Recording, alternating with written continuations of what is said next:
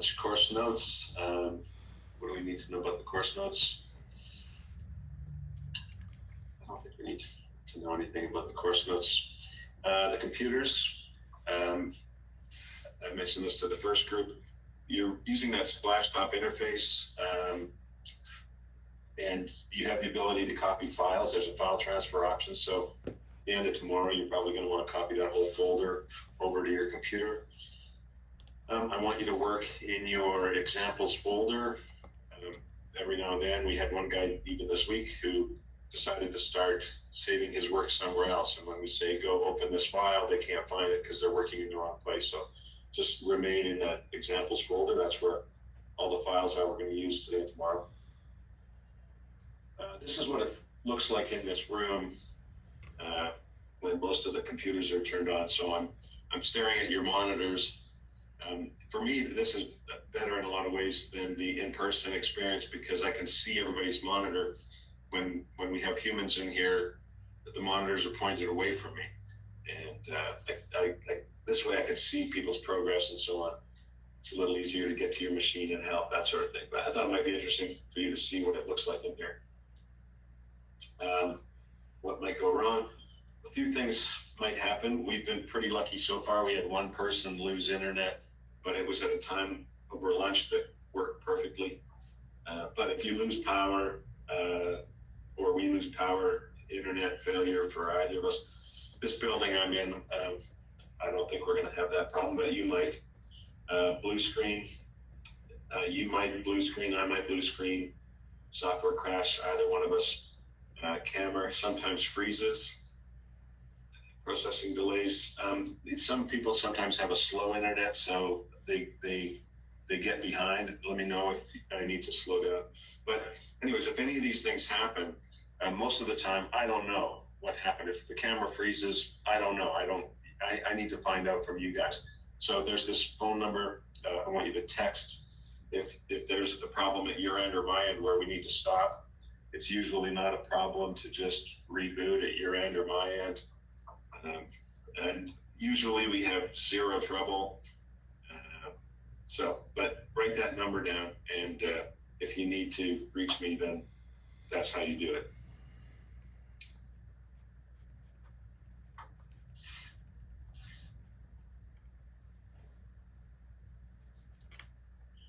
Okay, so here's what we're going to do today. We're going to start with dynamic theory. We're going to talk about the types of dynamic loads we see, the way that systems respond to these dynamic loads. And then after that, we go through a whole series of example problems applying that theory to different types of loads and scenarios. There are actually more example problems in the dynamic session than there are in the static session. So we've got two harmonic vibration problems where something is shaking out in the field and we need to figure out what's causing it, what's the nature of the load, and we try to simulate it so that we can solve the problem. We're going to look at a relief valve load example where we got a couple of relief valves and one of them opens and then the other one opens and then both of them open, and we'll show you how to evaluate these impulse type loads. A fluid handling problem, we have a steam line where we're going to suddenly close a valve and that creates a pressure load that transmits through the system. We're going to examine that.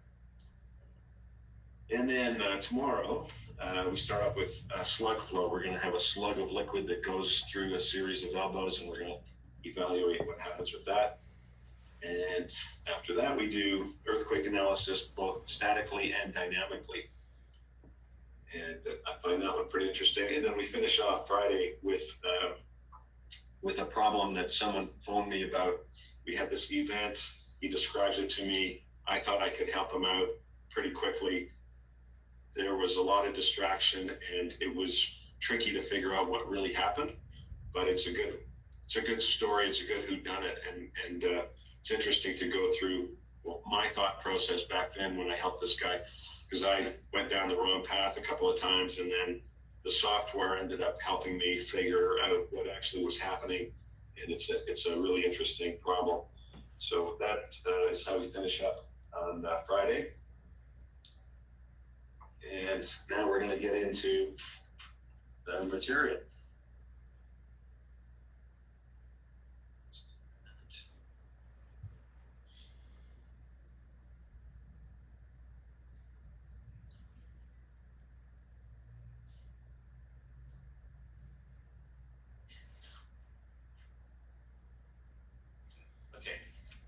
So, dynamic analysis.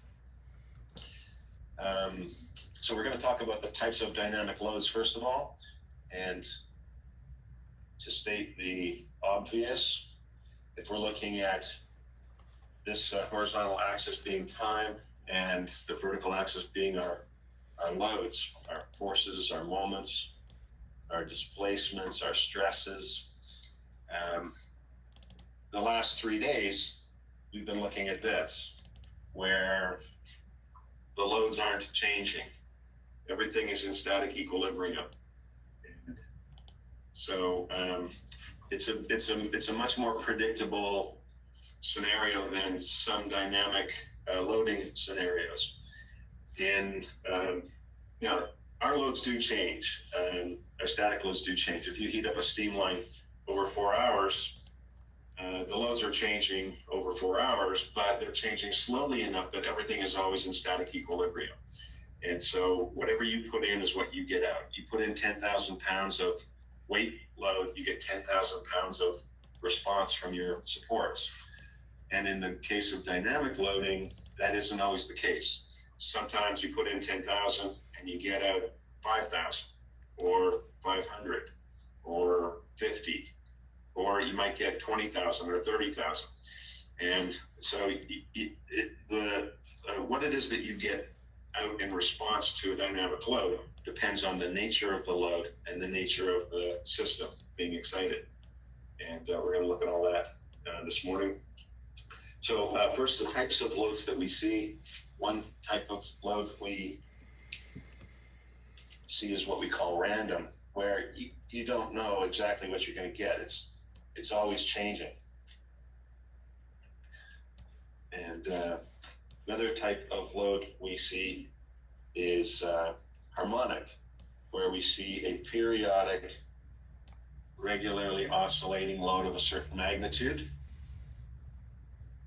And another category of load that we see is what we call impulse, where there's no load for some time, then all of a sudden something shows up, and then it's there for a while, and then it disappears. So we're going to look at these different categories of loads, see what causes them. Then we'll talk about how systems respond to these loads. So first of all, we'll look at the random type loads. And one type of random load we see is wind.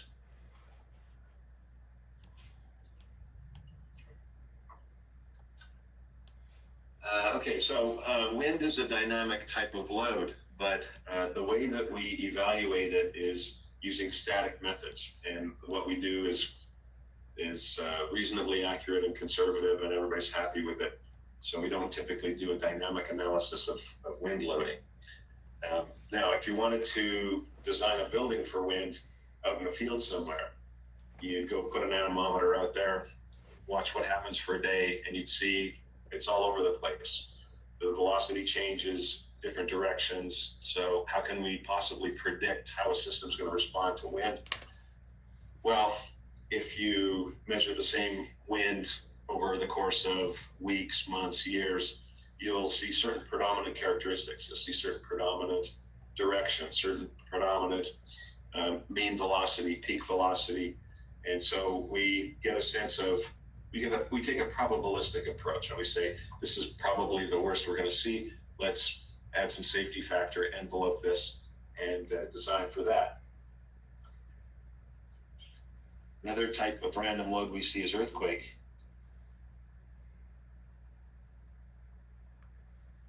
So you put some accelerometers on the ground and you measure the ground acceleration, velocity, displacement, and you get something like this. And again, you don't really know exactly what you're going to get, but if you measure the same earthquake, from the same source at the same location multiple times, you'll get a sense of a predominant direction, predominant peak ground acceleration.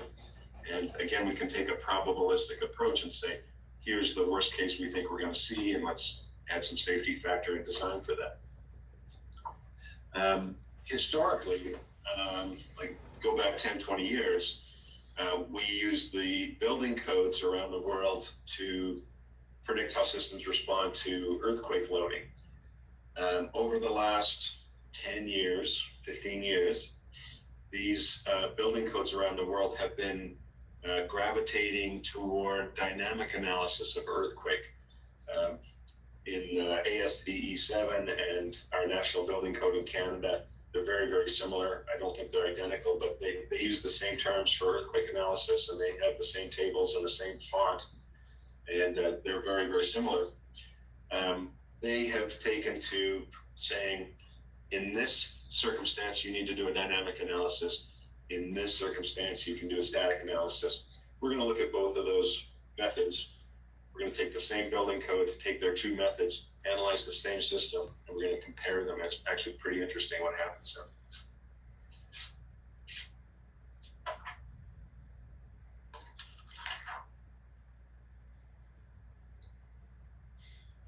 Okay, so those are our random type loads.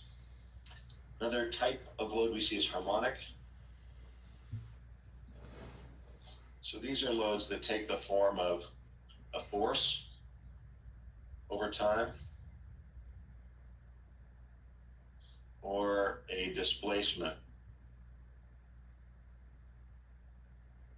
So we have something that is applying a load over time, and it might be some force magnitude, it might be a displacement, something physically shaking the pipe, or there may be some internal or external load that is causing this thing to move around, get excited at some sort of frequency.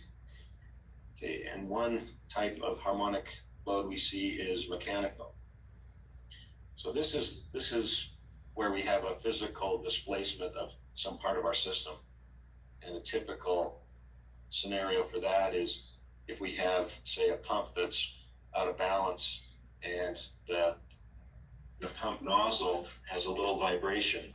Depending on the speed or the frequency of that vibration and the characteristics of our piping that's attached to it, sometimes a small amount of displacement can create a large displacement somewhere else in the system. So when we're looking at this sort of a problem using Caesar, we would simulate this using a harmonic displacement. We would try to define in our dynamic input, what is the magnitude of that displacement? What is the forcing frequency that this displacement is applied at? And using Caesar, we can create this simulation of the harmonic load, and on the computer, see if we can simulate the response we see in the field, where whatever it is they say is shaking this way is shaking that way on the computer. And if you can get a simulation that replicates what you see in the field, then you can try to solve the problem on the computer before trying to solve it in the field. It's a pretty useful tool for those kinds of things.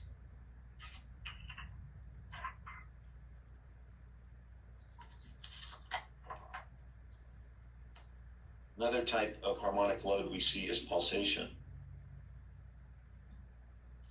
And this comes from variations in pressure in the fluid as it flows through the system. So I'm going to just try to create a scenario where you can visualize this. So I have a compressor, and we have this piston that's going to compress gas and send it out into the pipe. And we design these systems to try to avoid pulsation problems. We design these bottles and baffles and to avoid these issues, but they can still occur. So picture with the piston compressing the fluid into the pipe, we get a local slightly higher pressure that now transmits through the pipe. And we have a lower pressure here and a higher pressure here and a lower pressure here, a higher pressure here and a lower pressure here, and so on. At this point in time, we have a slightly higher pressure at this elbow, while at the same time we have a slightly lower, or I'll just call this our flowing pressure here and then our elevated pressure here. So at this moment in time, we have a force acting at this elbow equal to P plus delta P times the inside area. And over here, we have just P times the inside area. And then moments later, we have this high pressure at this elbow, and we have the low pressure at this elbow.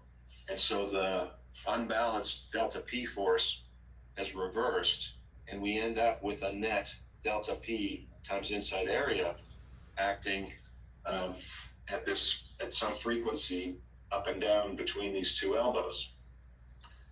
These, as I say, these things don't always show up, but if you get the right frequency of changing of the pressure with the right speed of the fluid, with the right distance between elbow pairs, if things align just right, then things can really get moving around. So in this case, you would be simulating this with a harmonic force. We would try to predict what that unbalanced pressure force is, and we would try to figure out what the frequency of the changing of that force is, and we can apply that to one of those elbows as a harmonic load, and again try to simulate what we see going on in the field, and try to solve it on the computer, and then apply that in the field.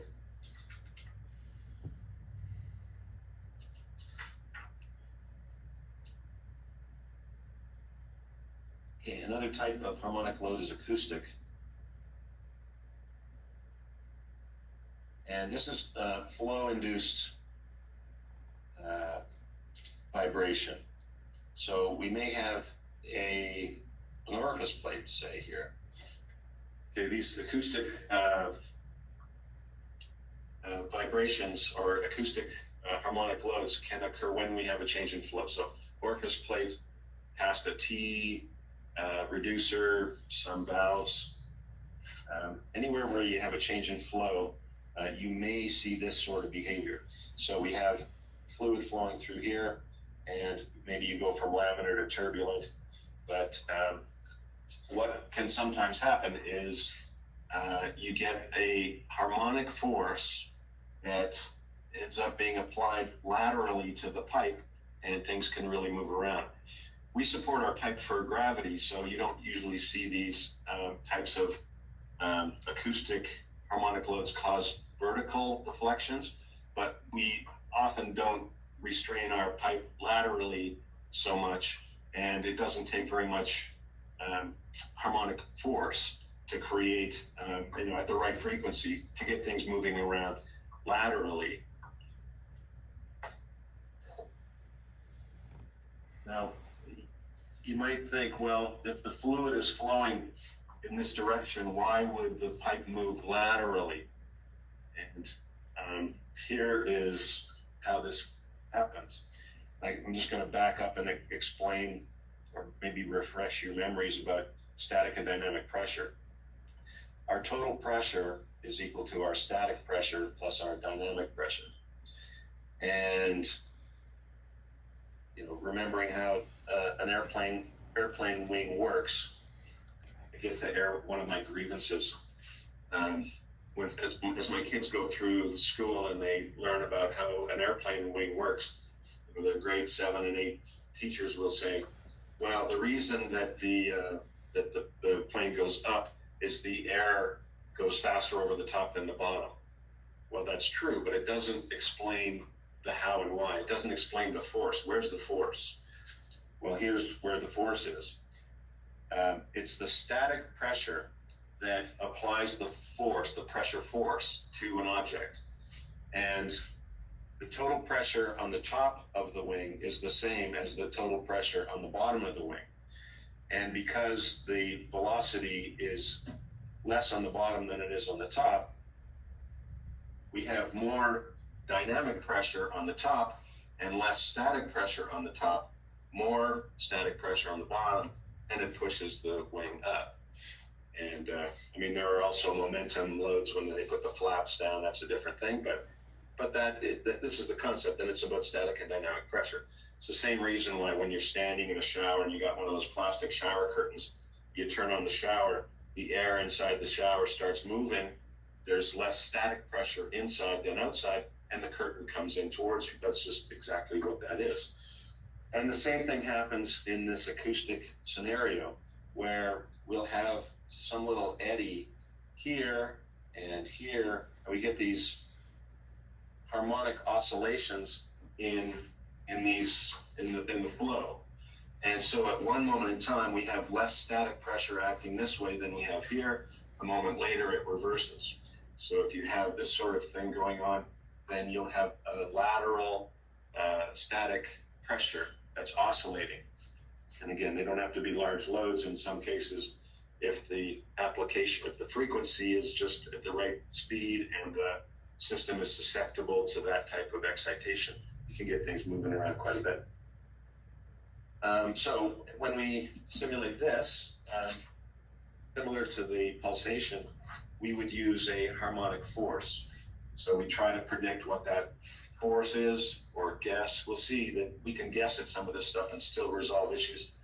And we want to try to figure out what the natural frequency, or the forcing frequency rather, is of that load. So in this type of a scenario, we would typically predict that our forcing frequency, the frequency at which this little oscillating force is changing, would be somewhere between 0.2 V over D up to 0.3 V over D. This is a Struve-Hall equation, they call it. There are all kinds for different geometries. It's always some number times V over D, velocity over diameter. And you can find different ones for different geometries in books. But this is just an example of how you might try to predict the forcing function and then simulate this type of problem in the software. Another type of acoustic flow is vortex shedding.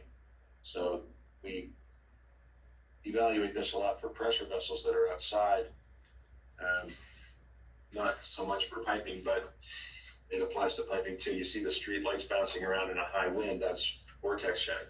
And in a similar way, we get oscillations in the flow that can cause lateral vibrations of our vessel, and depending on the speed and the natural frequency of the system, that sort of thing. So for this scenario, there's another Struve-Hall equation that says for flow over a cylinder like this, our forcing frequency is likely to be somewhere between 0.18 V over D to 0.2 V over D. Something like that. This stuff's in the course notes. Okay, so that's another type of harmonic load that we see. Next, we're going to talk about impulse loads. So, impulse. And these are the loads that are where we have a force versus time, where there's nothing going on for a while, and then all of a sudden something shows up, the load's there for a while, and then it disappears. And the engineering part for us is figuring out when does this load start? How long does it take for that load to go from zero to full load? And how long is that load going to be there? Those are the most important things that affect how the system is going to respond to the load. And then the ramp down time isn't quite as critical, but that's information we also need to figure out in order to evaluate how a system is going to respond. Truth is, we'll see that if you have a good idea of what the force time profile is, the process of finding out how a system is going to respond is really trivial. It's very easy to just type in this data. Caesar will tell you what's going to happen. So we're going to see a lot of impulse load examples between now and the end of tomorrow.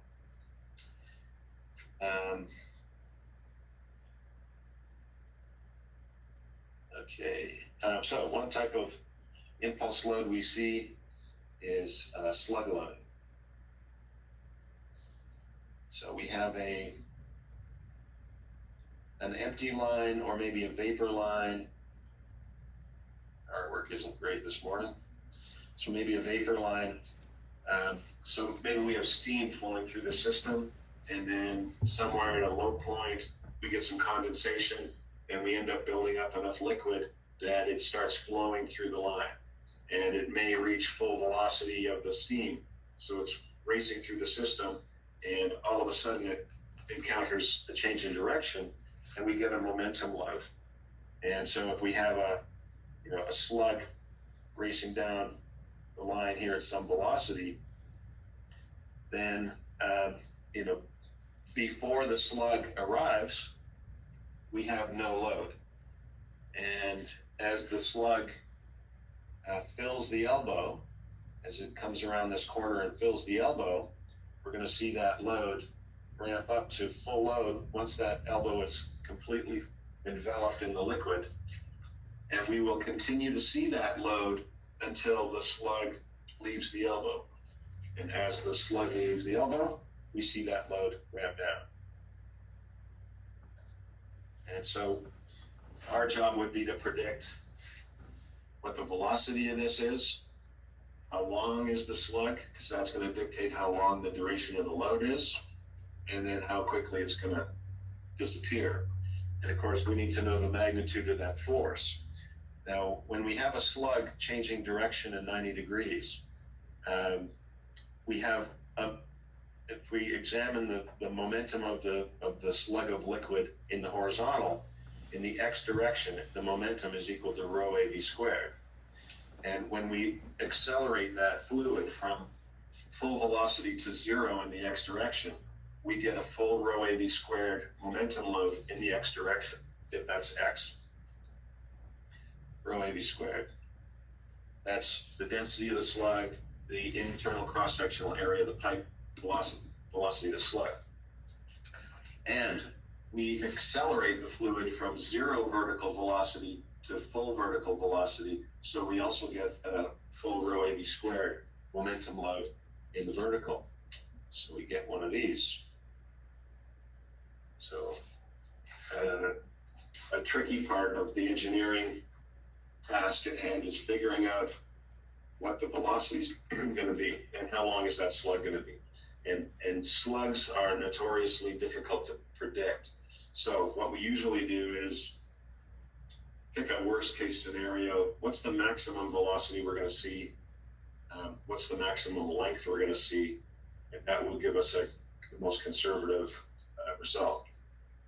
There is software out there that claims to be able to predict the speed and length of slugs in certain circumstances. So there may be ways to get more accurate answers than just visualizing the worst case scenario. But anyways, this is how we take a look at these slugs. And then, of course, if that slug continues through the line, which it usually does, it's going to hit here, hit this elbow, hit the next elbow. So usually you'll have a force time profile for several loads. So you'll have the slug hitting one elbow, sometime later it hits another, sometime later it hits another, and another, and another, so on. And then we evaluate what happens to the system as these events unfold. Now, the slug loading sometimes occurs just when you have a discrete blob of liquid going through the system. There are other times where you may just be venting a liquid system to an empty flare line or something, in which case you would see this sort of thing where the slug would hit the first elbow and that load just stays there because the liquid continues to flow. Then it hits the second elbow and continues to flow, and the third elbow, and so on. So these things take on different shapes, sometimes depending on what's happening. But ultimately, we want to figure out the rho AV squared and try to predict overall force time profile.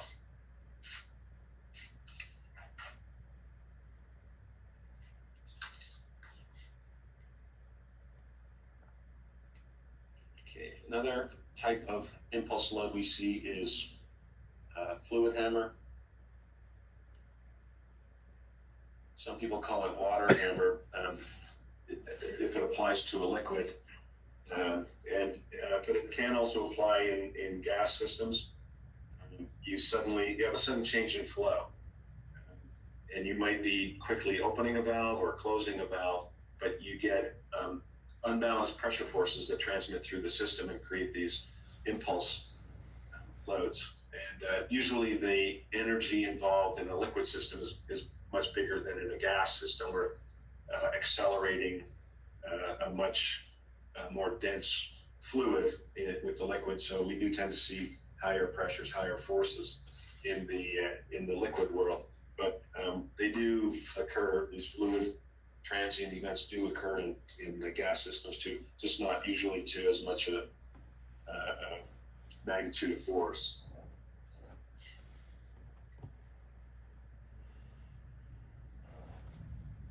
Okay. Fluid hammer. So let's have a look at how this comes about. So let's say we have a valve here. We have flow in this direction.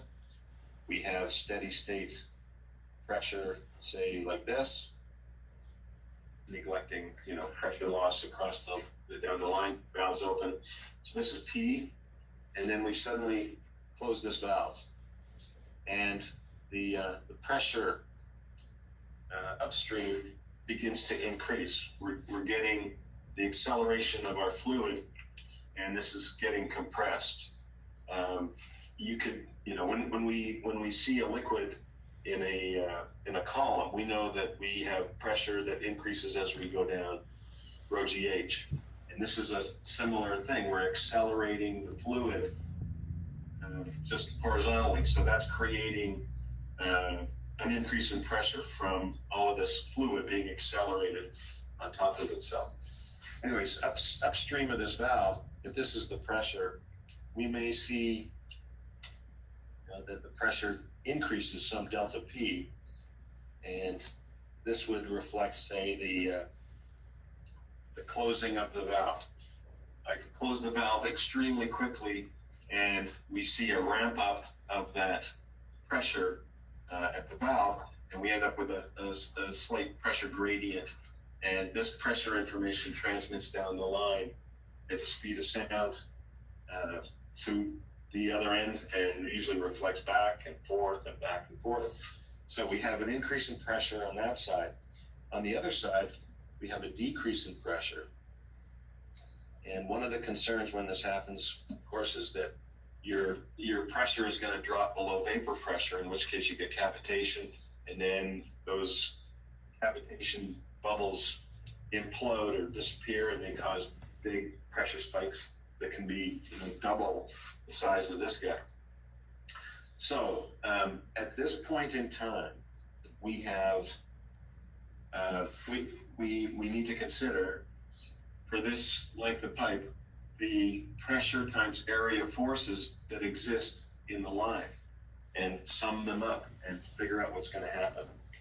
So we have over here at this point in time, we've got a pressure times inside area force here. We've got a pressure times inside area force here. Those guys balance out. But here we have a P minus delta P on this side, and on this side, we've got a P plus delta P. And we end up with a net unbalanced load that's going to exist until this pressure reaches this elbow, this pressure reaches this elbow, and now we've got P minus delta P here, P minus delta P here, we've got P minus delta P plus delta P here, and P plus delta P here. So these guys sort of cancel out, but these pressure force profiles are changing over time, and how the loads resolve into plus or minus load directions and magnitudes is a function of the lengths of these pipe and the speed of sound, and it gets very complicated very quickly, particularly when these waves go to each other end and reflect and so on. We have a fluid hammer example where we've created a scenario that is simple enough that we can do a hand calculation to predict what's going to happen. But usually in most systems, these scenarios get so complicated so quickly that you need software to really figure out what the force time profile is going to look like. I'll tell you about some of that stuff, I think, when we start looking at examples where we're looking at fluid hammer. Okay, so of course I don't need to graph it, but we need to figure out what the force time profile is going to be for this run of pipe, and for this run of pipe, and for this run of pipe, and we look at the longest lengths between elbows, between changes in direction, and we take a look at all the unbalanced forces in that line through the event, and try to, actually the software, the force time data can get read right into Caesar from these programs that generate it, and so it makes it pretty simple for us if you're using that.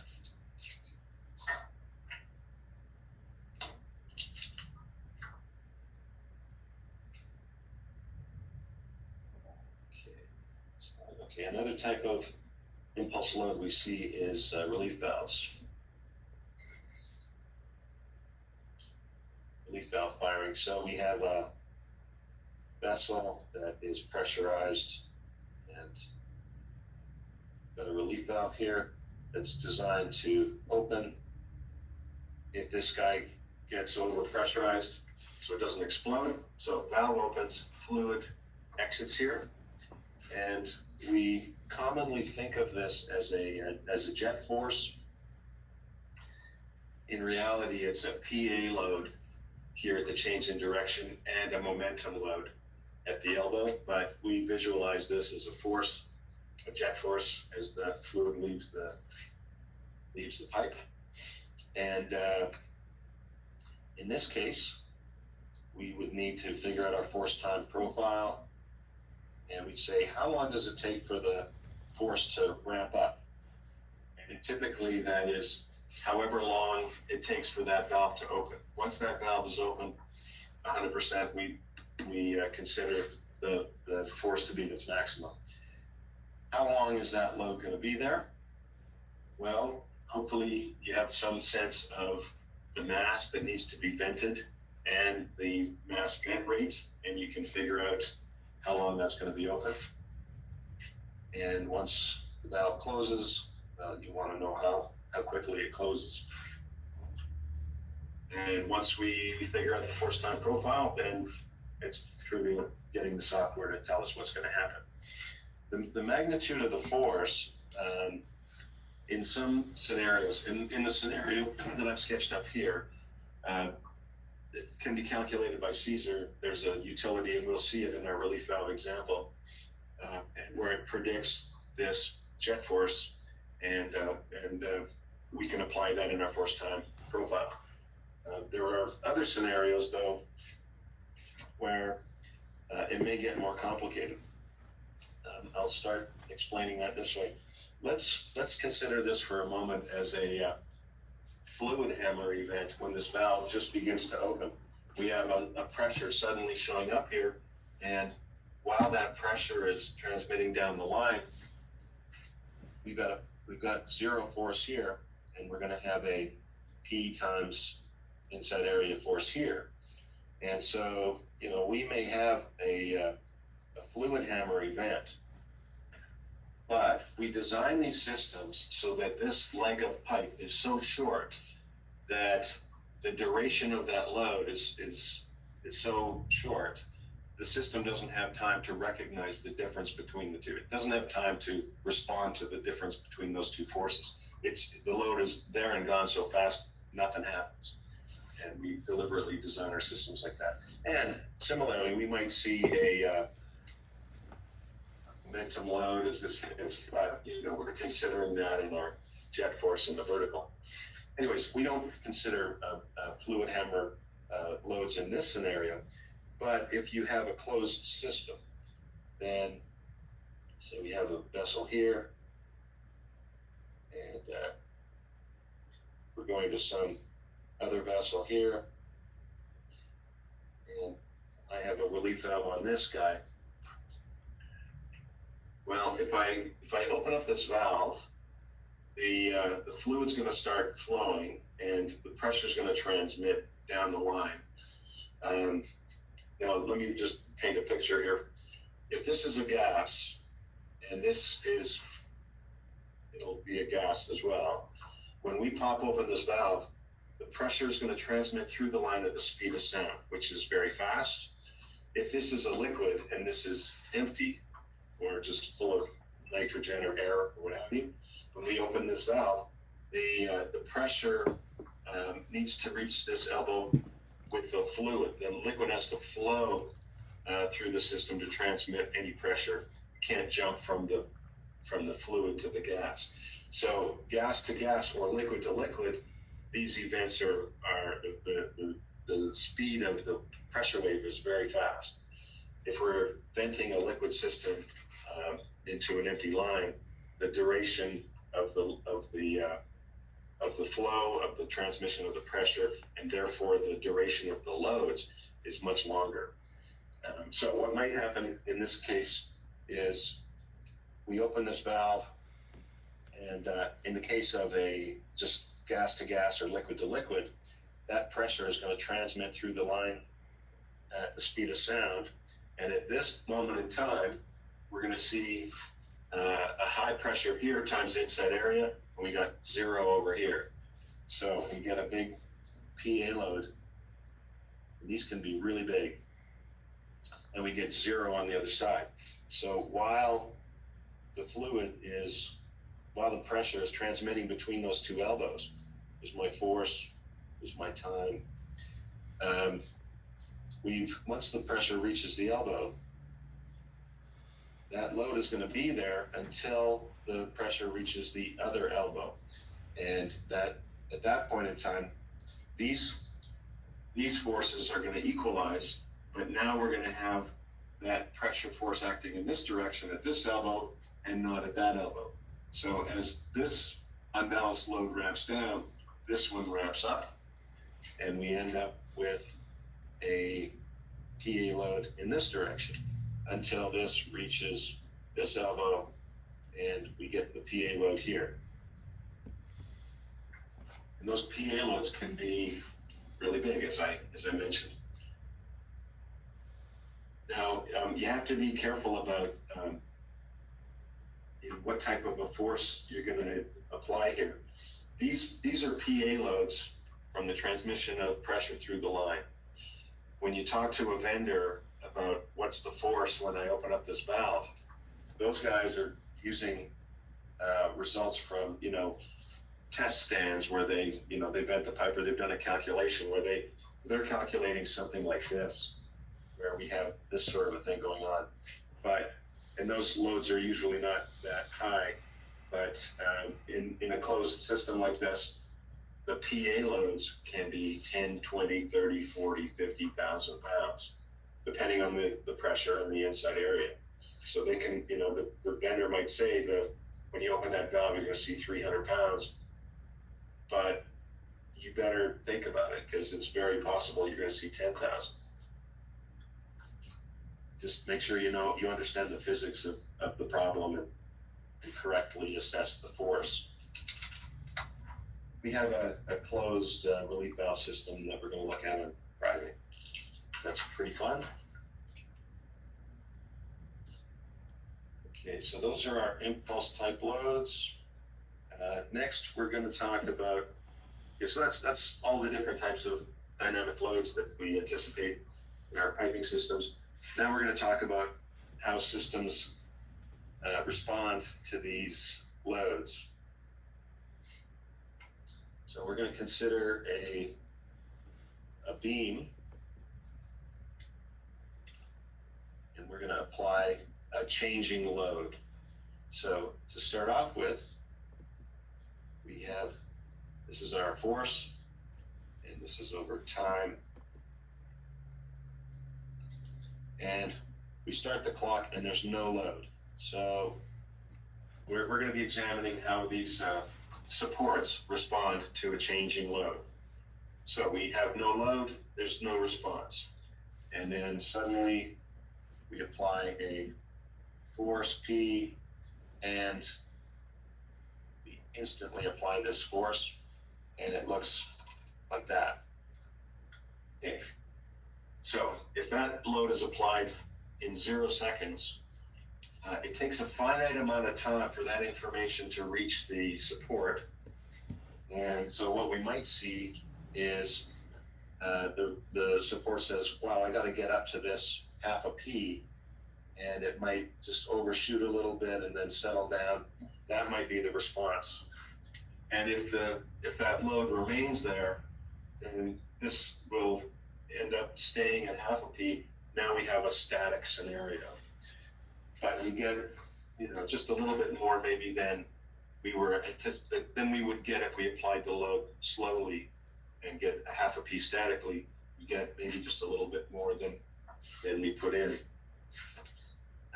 So we what happens when we change the load? We turn it over and we reverse it. So now we're at minus P. And how does the system respond? Well, it might do this. If it responds this way to the first P load, it'll probably be something similar when it changes direction. So we'll overshoot a little bit and then settle out. And if we continue to change the load, then we'll continue to see that sort of behavior.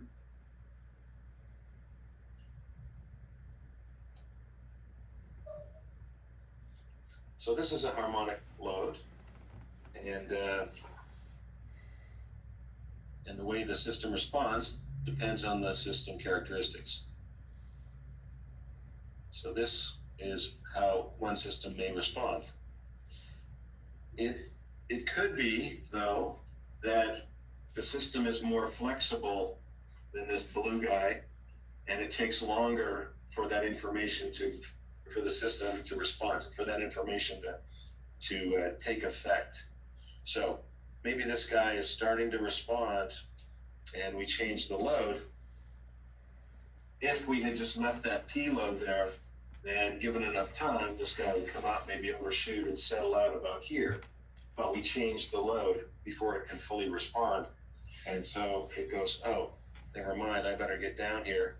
And we change the load. Oh, never mind, we better get up. Never mind.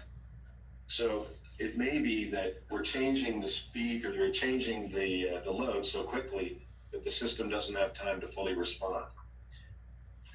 Then we also have this possible scenario where the speed of the changing of the load sort of matches up with the speed that the system likes to respond at. And we might be seeing this type of response when we change the load. And then, so we're overshooting. If we just kept that P load here, this guy might overshoot and settle out about here, but we change the load and it says, wow, I got to get down to minus half a P, and it overshoots. And we change it again and it overshoots, and change it again and it overshoots. So over a number of cycles, this thing can amplify the response, and eventually you reach a maximum where it gets bigger, bigger, bigger, but it reaches some sort of steady state. Here's what I'm going to do in response to that load. So these three lines illustrate the three different categories of response to our dynamic loads. So the blue guy, it's responding quickly, and so it's a more rigid system, and we're getting out about what we put in. So this is almost like a statically applied load. The system is fast enough to respond to that load as though the load was applied statically. And this guy we would call flexible. It is a slow responding mode, and it doesn't have enough time to get out less than we put in. And then this guy we call resonant, where we're getting out way more than we put in.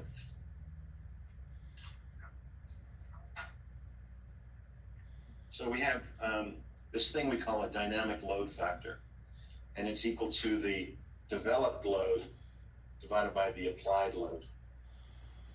So if the DLF is greater than 1, then we say this is resonant. That's the red guy. If the DLF is approximately equal to 1, then we say this is rigid. and we get out about what we put in. And if the DLF is less than 1, then we say this guy's flexible. So these are the categories. So a big part of what Caesar does when it's doing these calculations is it tries to figure out how the system will respond to a particular load by figuring out what the dynamic load factor of the system is for that load. And so we figure out what the developed load is going to be over the applied load. Well, it actually works the other way. We figure out what the dynamic load factor is going to be, and that helps us predict what the developed load is going to be. So I guess I should really write it like this. Our developed load equals our applied load times the DLF. So a big part of what we do is figuring out what's the dynamic load factor for this system and this load. Are we going to get out more than we put in, or about the same, or less?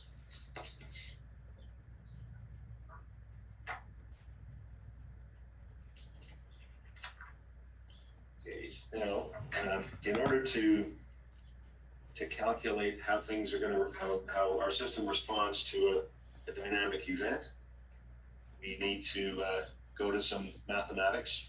So we say have a mass floating in space, we apply a force, and we know that F equals ma, right? That accelerates the mass. But of course we don't have masses floating in space, they're connected with stiffnesses. So we have some sort of stiffness.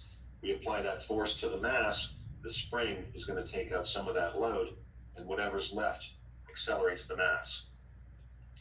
And we also have damping, and that's going to take out some of the load. So we have force, take away the damping, take away the spring load, and whatever's left accelerates the mass. So I'll rewrite this equation, and it goes mx double dot plus cx dot plus kx equals f of t. Okay, so there's our equation of motion for a single degree of freedom oscillator.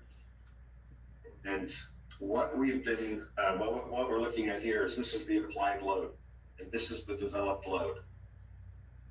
And what we've been doing for the last 3 days is this. Force equals kx. And now it's more complicated. We've got velocity and acceleration, and in order to know how a system is responding to this load, arguably we need to know what's happening through time. How are things moving? What's the velocity at some point in time? What's the acceleration? So we can do some time slice integration. We apply some, we open a relief valve and try to predict what a restraint load is going to look like. And we can do a $50,000 calculation where we say, we're going to just build this grid of data through time. What's the X? What's the KX? What's the X dot? What's the CX dot? What's the applied force? What's the resultant force? What's the acceleration? We go time 0, nothing's happening until we apply some initial force. We get our resultant force, and then that accelerates the mass. And then we tick the clock 1 millisecond. We go F naught dt squared, and tick the clock 2 milliseconds, 3 milliseconds, and we see what's happening through time, through this time slice integration, and through the course of the whole timed event, 1 second or 2 seconds or however long it is, we observe through the results where the maximum deflection is, the maximum stress, the maximum restraint loads, and so on. So let's say your boss gave you this job where you've got a relief valve on this vessel, and he says we've got a jet force equal to 1,000 pounds, and we have a restraint here, and he wants you to go figure out what that restraint load is going to be. So you need to do this $50,000 calculation, and it's going to take a lot of time, so you need help. You call all of your friends from university, and you pull up in your house with a bunch of beer and pizza, and you all crunch through these calculations, And you discover at the end of it that the load is 1,800 pounds. And then the boss says, well, we made a mistake, it's 2,000. And so you get all your buddies back, you spend $50,000, and you find out that the load is 3,600.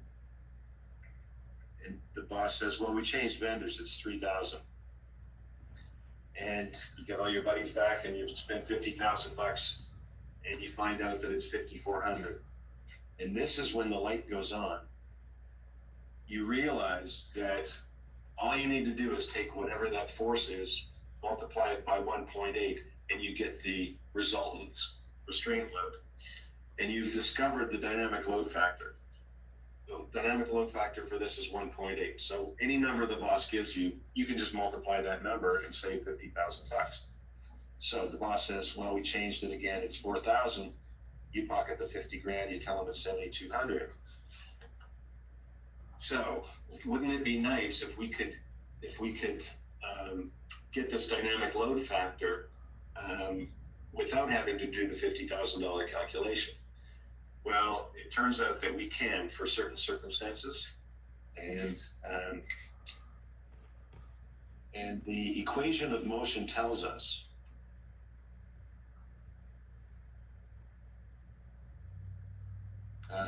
that the way a system responds is a function of the natural frequency.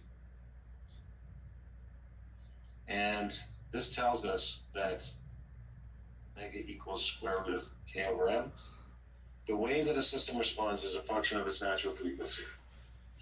And the natural frequency is a function of the stiffness and the mass.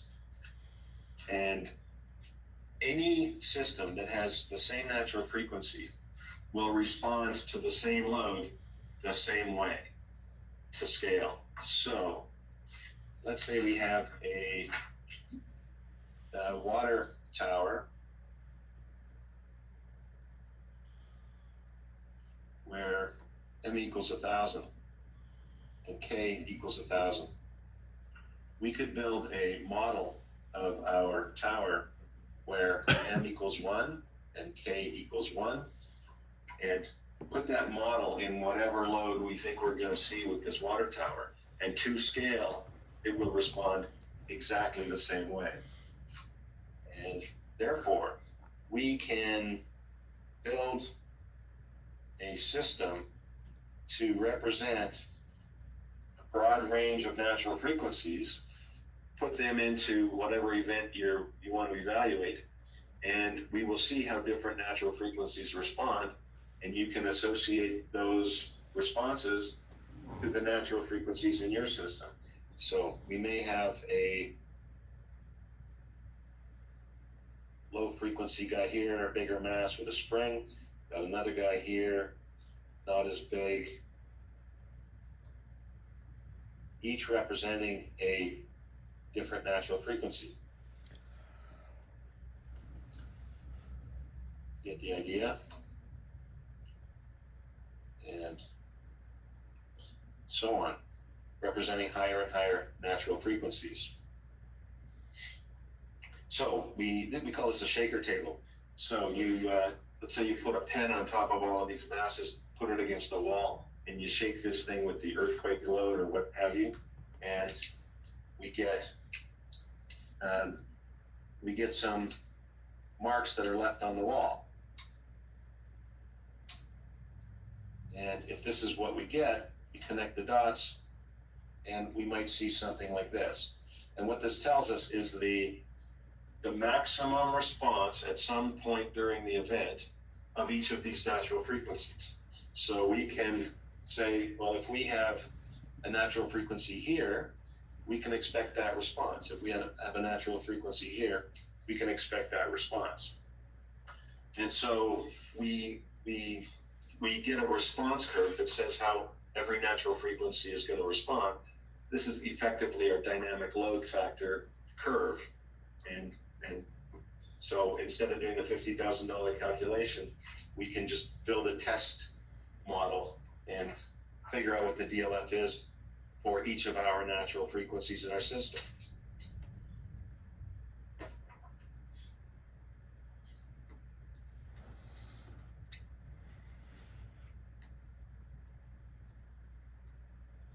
Okay, so the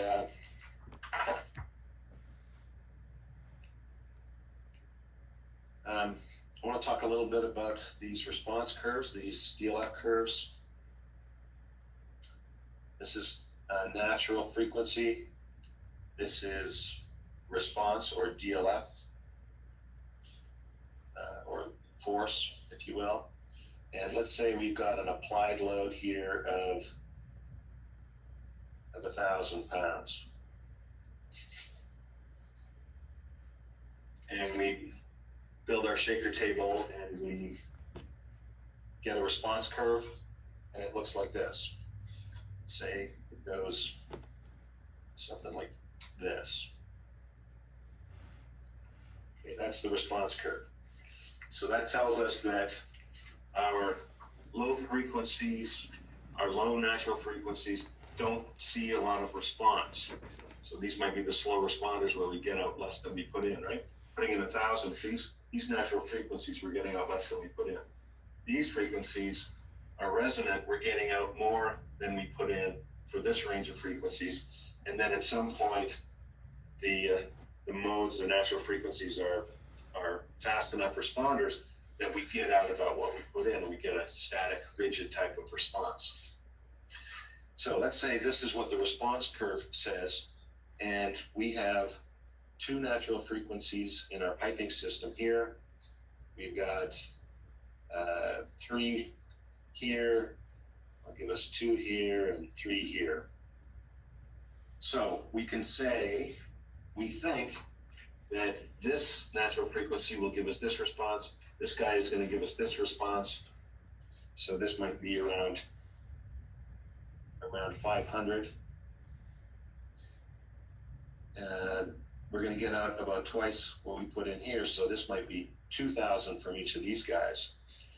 And here we might be getting 1,500. And from these guys, we're getting out about 1,000 for each of them. Now, I'm going to just back up a second here, explain what I'm doing. That single degree of freedom oscillator, it makes sense. We understand how it works. The DLF got it. Okay. But just going to park this for 1 second. Our real systems are much more complex than that. We have masses connected to other masses, connected to other masses by these springs, and it's way more complicated now. How can we possibly evaluate something as complicated as this? And so on. Okay, I'm going to go. I have to walk and get the lights turned back on here. There's a motion sensor. I don't know if it affects you guys, but it affects my visuals here. Okay, so how do we evaluate a system so complex?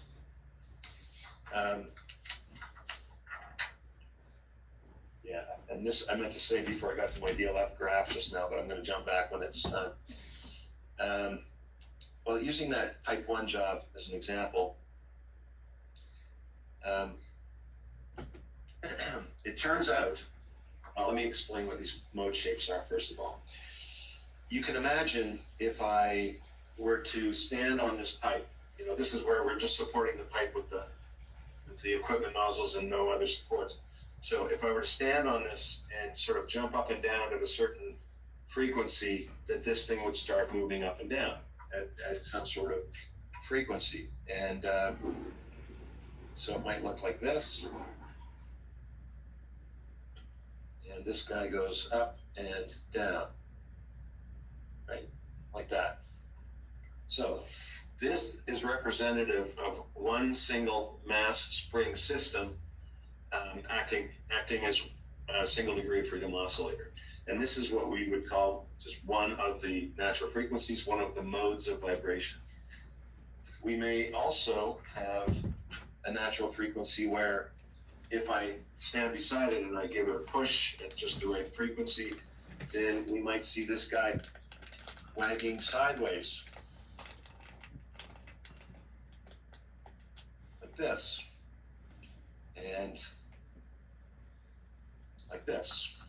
So this guy is moving this way, and that is the single degree of freedom oscillator response of that natural frequency representing this mass spring system. It's a different direction, it's a different frequency, and so on. There are many different combinations of mass spring vibrations. We might have one where just the bottom leg is bouncing up and down like this. Maybe this guy's doing this.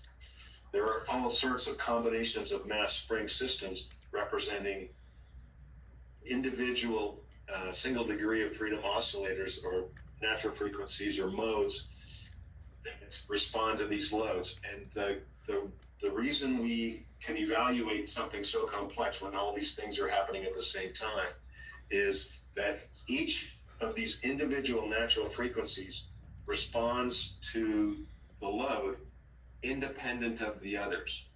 And so what that means is all we have to do is look at each individual natural frequency, see how it is going to respond to a given load, and we know what that guy's going to do. And then we can see what that guy's going to do, what that guy's going to do. Once we know what all the natural frequencies are going to do, we can combine those responses in some way. I meant to explain that before going to this graph. So here we are where we've built our shaker table, we applied our dynamic load, and we got this response curve, and then we did our modal analysis in Caesar that tells us what our natural frequencies of our system are. And here's where they are. There's 2 here, 3, 2, and 3.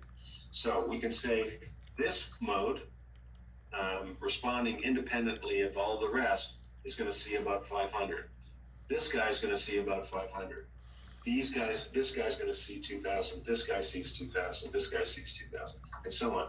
Each one of these modes responds independent of the others. And now we have to decide how to add these up. When these respond, this is time, and this is my response, I'll say, displacement, what have you. You'll have some modes that will respond at a certain frequency. You'll have others that are slower, and you'll have others that are faster. So low frequency, maybe the resonant frequencies, high frequency, these guys. And what this graph represents is the maximum response at any time through the event in the cycle. And so that means that for my resonant components, this is the maximum. And so I should stick to my colors. This is my maximum here and here. And for my slow responder, here's my maximum. And for my fast responders, here are the maximas. So it's overly conservative to assume that this guy's going to see its maximum at the same time that this guy sees its maximum. Because when this guy sees his maximum, this guy's only here, right? So we have to come up with a way of taking this maximum response data and adding it together in a way that's not overly conservative. So here's what we do. We do an SRSS of these loads. And however, when we have natural frequencies that are close together, we call these closely spaced modes, and the criteria typically is modes that are within 10% of each other. We consider that these guys are going to see their maximas at the same time. And so we can absolutely sum the maximum values of those guys because they will see them at the same time. So these two guys, we would add together and we'd say, well, this is 1,000. And these three guys, that's 6,000. And these two guys, that's 3,000. And these three guys, that's 3,000. Okay, so we think that is how we should sum the responses of these modes. But now how do we sum these guys? Well, we do an SRSS. We square this, we square this, we square this, square this, add them up, take the square root. And that is the total system response to this load. Yeah. Sorry, can you hear me? Sorry, could you go back? This is Jude. Good morning.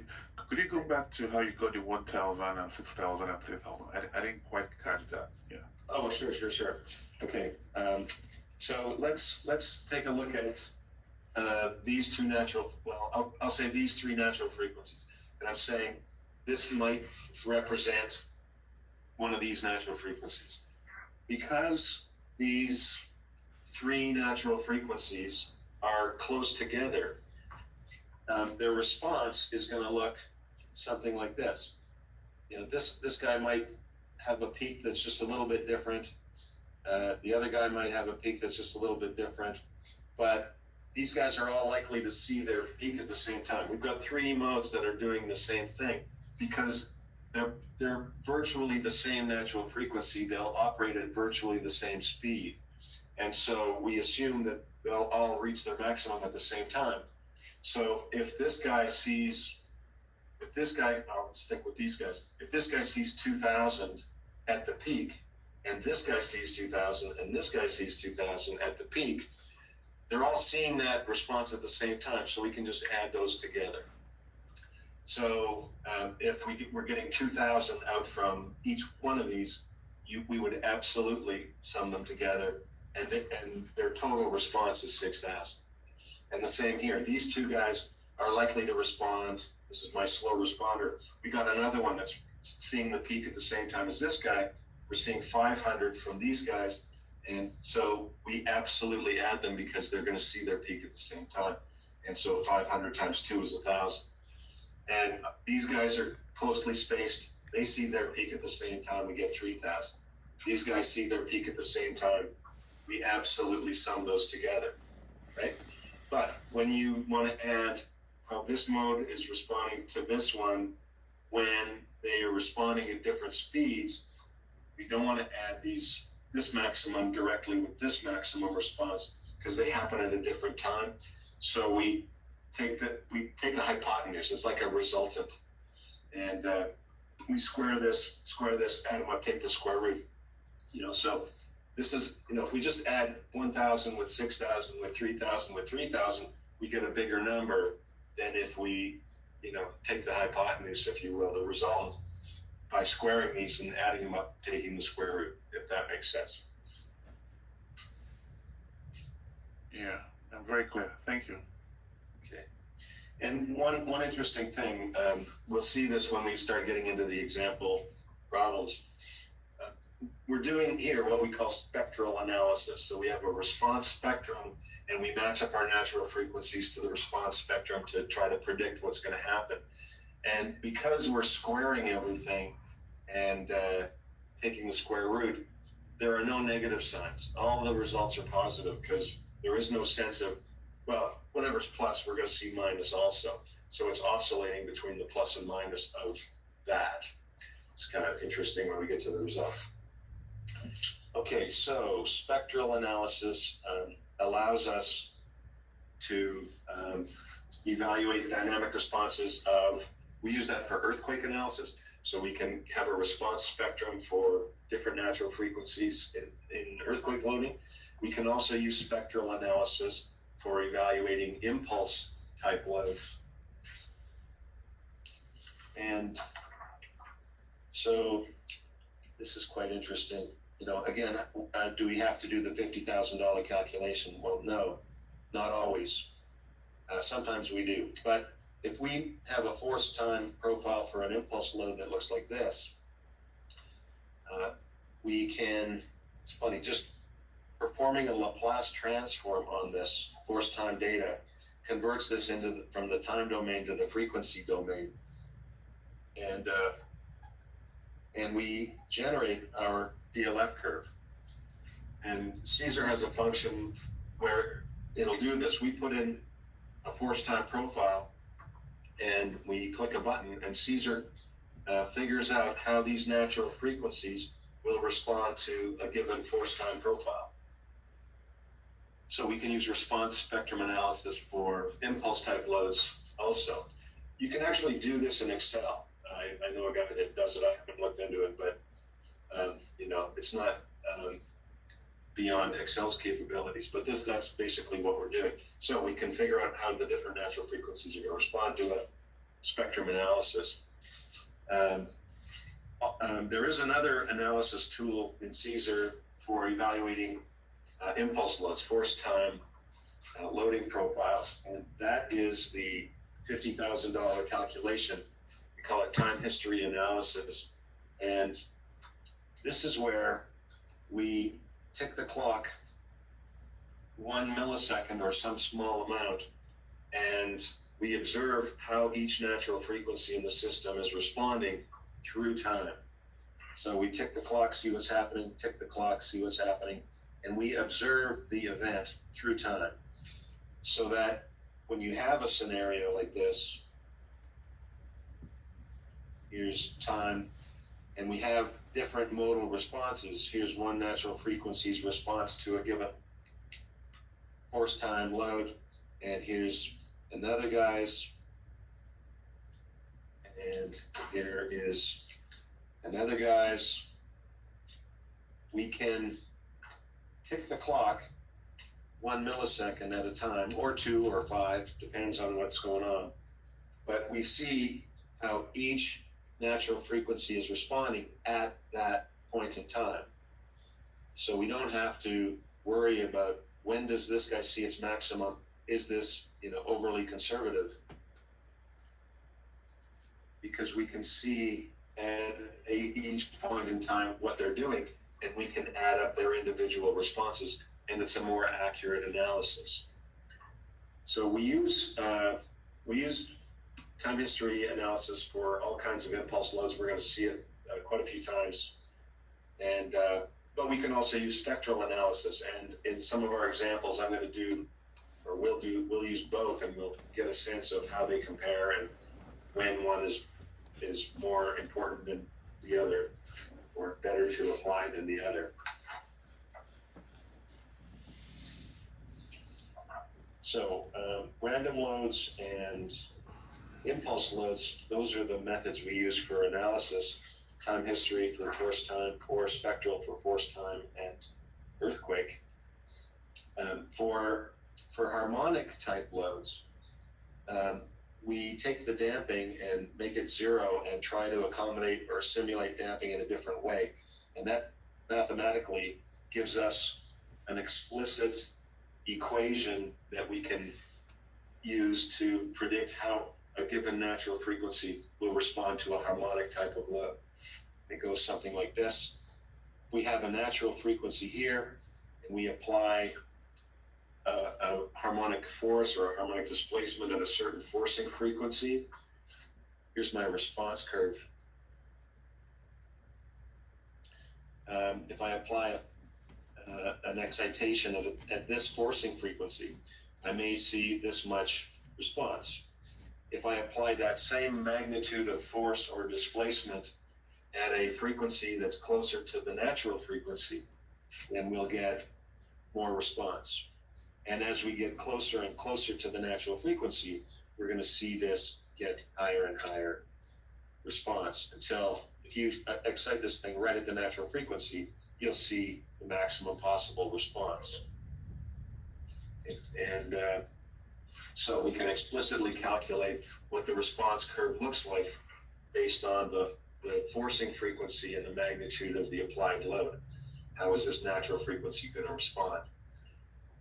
And you can see by this that, if we have a harmonic excitation that's in the neighborhood of a natural frequency of our system, that's when things can really see a lot of response. So we could put in a very small force or a very small displacement, and if you apply it at a frequency very close to or at the natural frequency, you can get huge responses.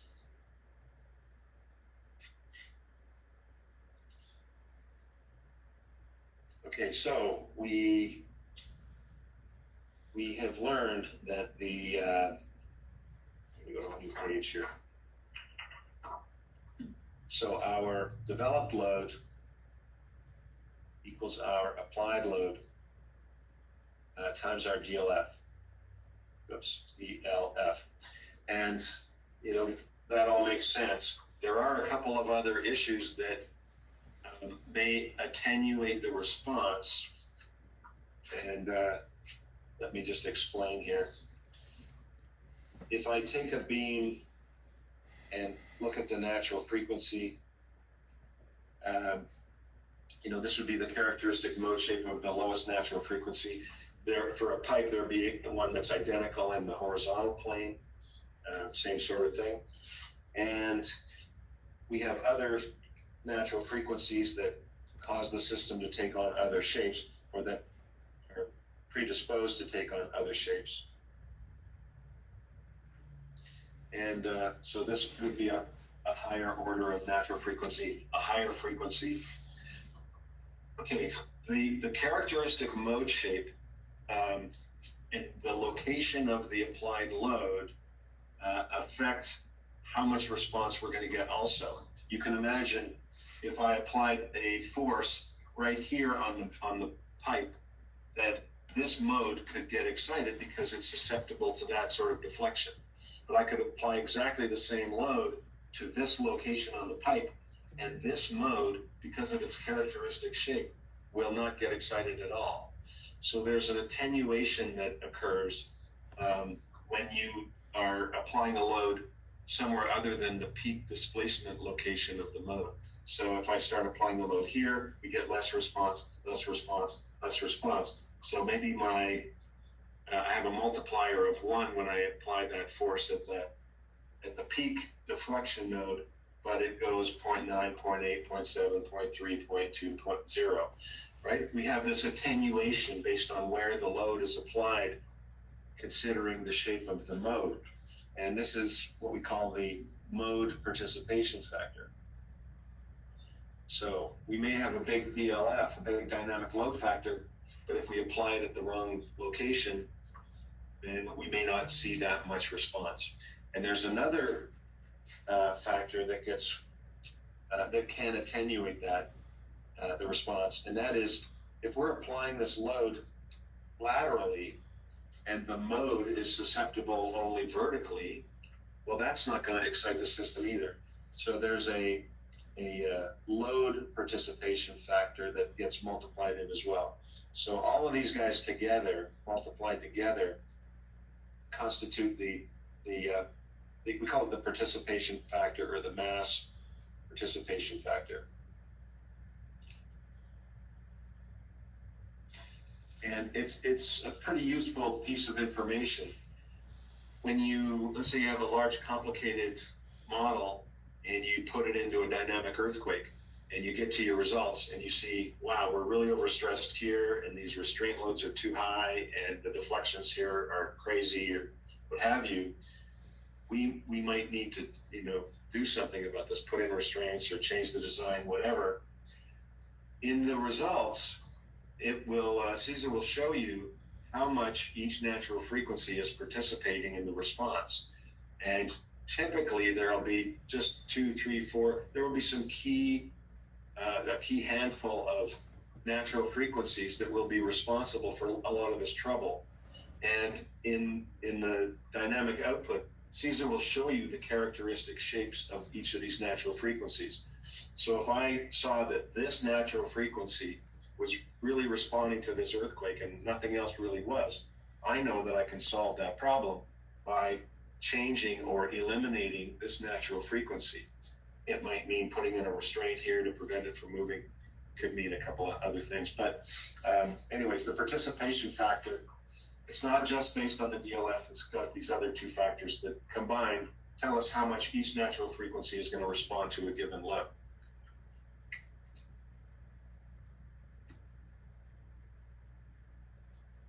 Okay. What else? Okay, now these natural frequencies, Caesar calculates from our model. And one of the terms now that we have, I mean, in the statics, we had the stiffness matrix and the displacement vector and we had the force vector. And now we have a mass matrix that needs to be formulated. And we need to think about how Caesar calculates these natural frequencies, because the accuracy of our dynamic analysis really relies on accurate natural frequencies. You know, if you calculate the wrong natural frequency, you're going to get the wrong DLF and maybe even the wrong shape. But so let's consider how these get calculated. There are two mass matrix formulation methods in Caesar, and one is called the lumped mass method, and another is called the consistent mass method.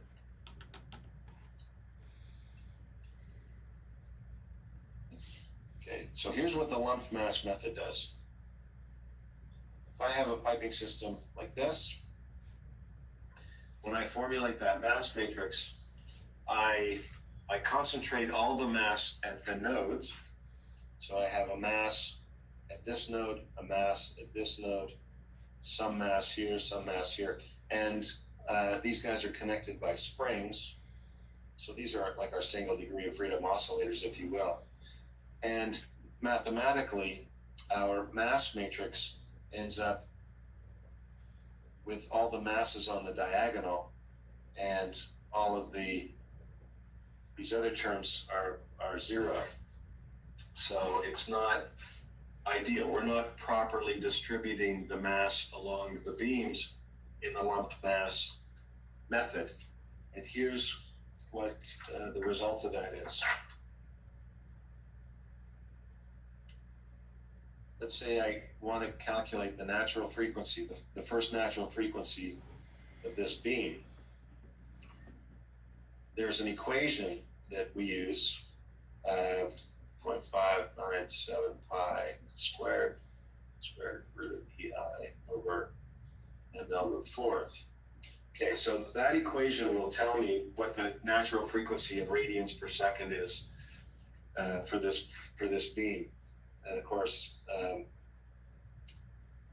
frequency is omega over 2 pi, right? And period is 1 over f, all that stuff.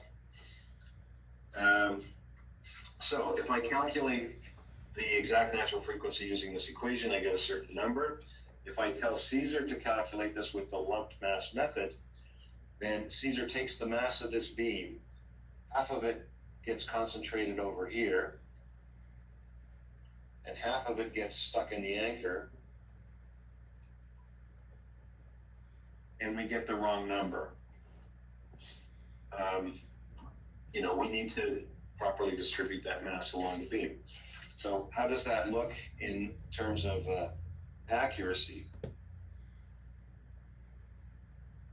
This is my number of nodes axis, and this is my natural frequency. And if I calculate the exact natural frequency for this beam, if this is what that is, that's 100% accurate. With two nodes representing this beam, and there's two nodes in our model, we end up calculating about 70% of the correct value.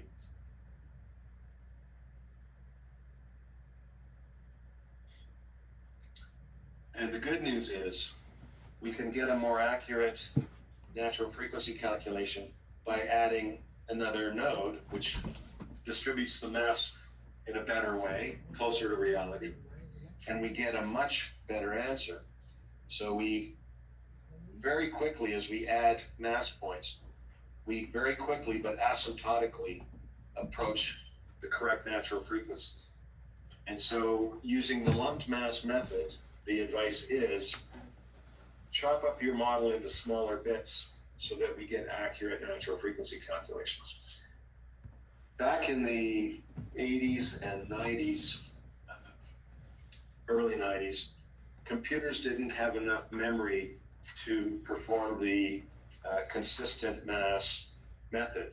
And so we were stuck with this lumped mass method, and we were always telling people, chop up your model into smaller bits for an accurate natural frequency calculation. Mid 90s, we finally had enough RAM, and Tom Van Land, smartest guy I know, somehow magically added the consistent mass method to the software. And now we don't have to worry about the mass distribution, because the consistent mass method distributes the mass throughout the mass matrix. And so I got all excited, and I was talking to Rich A on the phone, one of the main guys. Rich took over when Tony left, and then Tom joined after that. But anyways, Rich was there forever. And I said, Rich, it's just great. We don't have to worry about this mass spacing, all these extra nodes and whatever. And he said, well, don't go comparing the results to the exact hand calculation. Don't do that. And so I got curious and nervous, and I wanted to compare the results of the natural frequency calculation of the consistent mass method compared to the lumped mass method, doing the same kind of thing. What's the natural frequency calculated with 2 nodes, 3 nodes, 4 nodes? So I did that with the consistent mass method.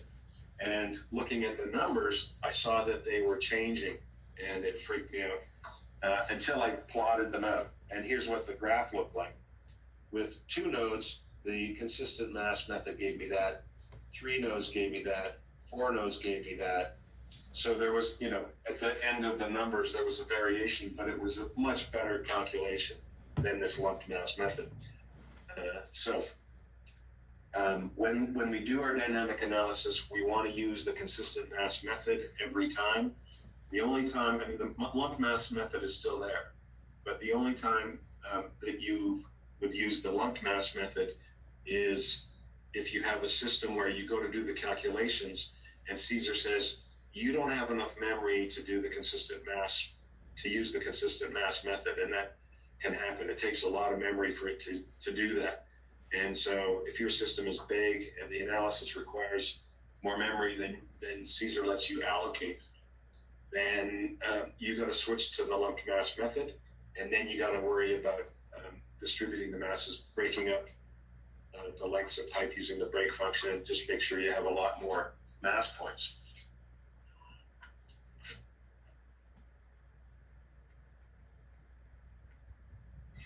All right, we're going to be reviewing a lot of this stuff as it applies to the example problems as we go through them. And I think that's what we're going to do next. I seem to be just a little bit ahead of schedule here, but we're going to go into our first example problem next. And so I think I'm going to push the break up a little bit. Let's break now. Let's come back at 5 to the top of the hour, 5 minutes to the top of the hour, and we'll get into our first example problem. It's a harmonic vibration problem, and it's fun and interesting. We'll see you at 5 2. If you have questions, I'm here, so feel free to ask.